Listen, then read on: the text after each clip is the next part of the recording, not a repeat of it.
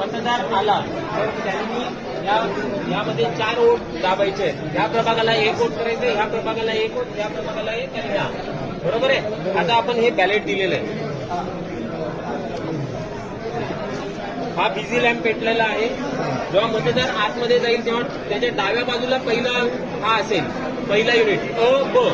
नंतर उजव्या साईडला, म्हणजे आता तुम्ही मतदार आहात असंच अ ब क ड, तुमच्या डाव्या साईडला हीच पहिले आधी असणार आहे. त्याच्यानंतर तुम्ही यामधला एक कोणताही उमेदवार निवडा, दाबा बटन.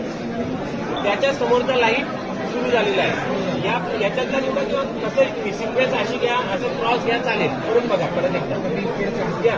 आणि ड मधला पहिल्याला निवडलाय करा. अजून कसं करायचं तुम्हाला हे बघा, हा एक आहे.